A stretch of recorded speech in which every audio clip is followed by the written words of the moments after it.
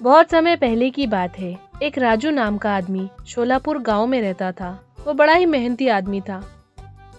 वो सरपंच के घर काम किया करता था। एक वक्त वो बाजार जाता है मिट्टी के मटके लेने। उसने देखा कि बाजार में बहुत ही सुंदर मटके हैं, लेकिन उसे मटका सजावट के लिए नहीं चाहिए था, बल्कि पानी भरने के लिए चाहिए था। उसने सारा बाजार देखा और उसे 2 सुंदर मटके मिल गए जिसमें अच्छा खासा पानी भरा जा सकता था। अरे भाया, ये मटका कितने में दोगे? हाँ जी साहब जी, ये 2 मटके के दाम है 100 रुपए। 100 रुपए? जी हाँ, 100 रुपए। बाप रे बाप, मटका बहुत ही महंगा बेच रहे हो। भाई साहब, आपको लेने हैं तो लें, वरना आपकी मर्जी। कुछ कम नहीं हो सकता है क्या? ठीक है, आपके लिए 10 रुपए कम कर देता हूँ, 90 रुपए दे दो। ठीक है भाया, तुम्हारा धन्यवाद। मटके लेकर राजू अपने घर वापस चला जाता है। घर आने के बाद उसकी पत्नी उससे पूछती है, आप आज सारा दिन कहाँ थे? रोज तो आप 5 बजे घर आ जाते थे, आज इतनी देर क्यों हुई? आज मैं 2 मटके लेने बाजार चला गया था, वही मुझे थोड़ी देर हो गई। क्या? मटके किसके लिए? हमें तो कोई मटकों की जरूरत नहीं है। फिर आप मटके लेने क्यों गए थे? अरे इतने सवाल एक साथ करोगी?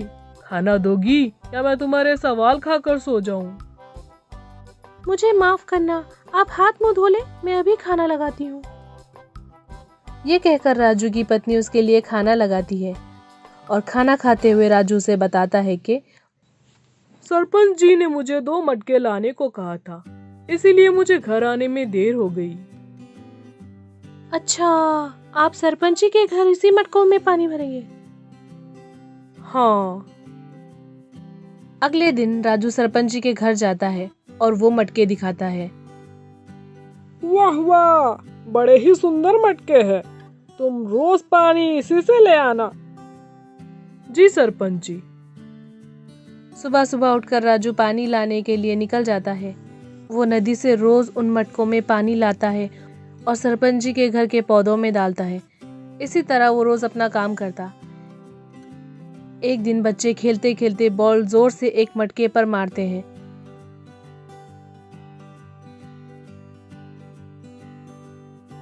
दैया रे दैया, अब मैं क्या करूं? सरपंच जी को क्या जवाब दूं? राजू परेशान हो जाता है।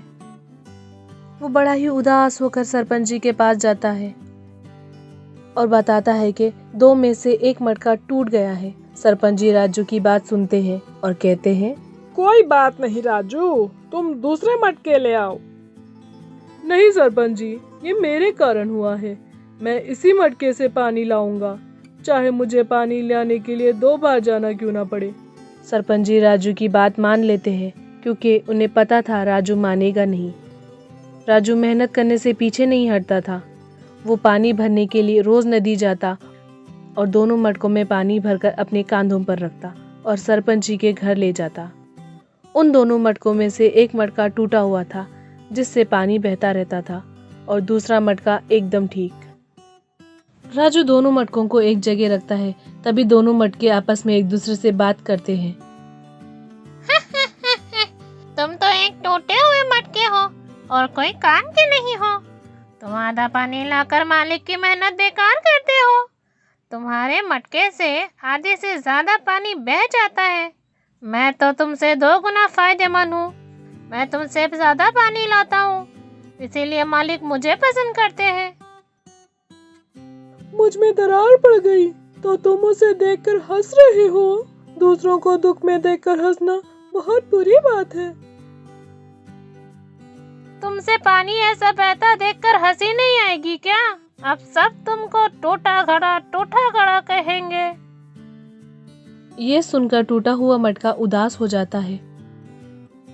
हर वक्त अच्छा मटका उसे बेकार महसूस कराता है और नीचा दिखाता है।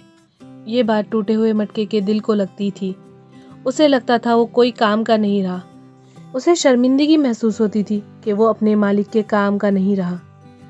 हमेशा की तरह राजू पानी मटके में भरकर सरपंच जी के घर की ओर जा रहा था।